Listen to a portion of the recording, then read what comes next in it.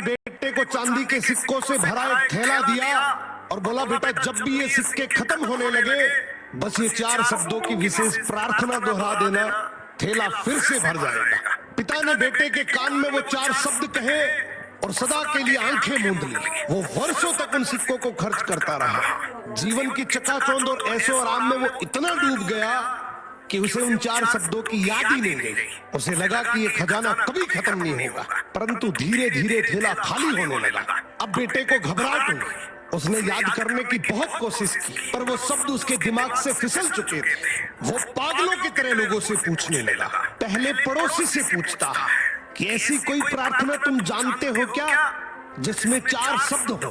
पड़ोसी बोला, हाँ मैं 4 शब्दों की प्रार्थना जानता हूँ, ईश्वर मेरी मदद करो। उसने वो शब्द कई बार दोहराए, लेकिन चांदी के सिक्के नहीं बढ़े तो वो बहुत दुखी हुआ। फिर एक धर्मगुरु से मिला। उसने बताया कि ईश्वर तुम महान हो, मगर इसके दोहराने से भी थैला नहीं भरा। फिर वो एक नेता से मिला। उसने मजाक में कहा, जरूर ये होगा, ईश्वर को वोट दो, परंतु कुछ नहीं बदला। वो निराश होकर अपने घर की दहलीज पर बैठ गया। तभी एक भूखा भिखारी उसके द्वार पर आया।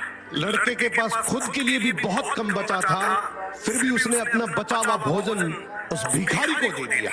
भोजन करने के बाद भिखारी की आंखों में चमक आई। उसने तृप्त होकर बर्तन लौटाया और हाथ जोड़कर कहा, हे ईश्वर तुम्हारा धन्यवाद। लड़का चौंक उठा।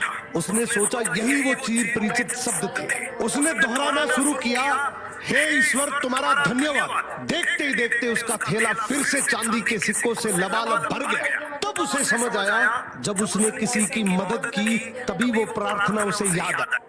मरने से पहले व्यक्ति ने अपने बेटे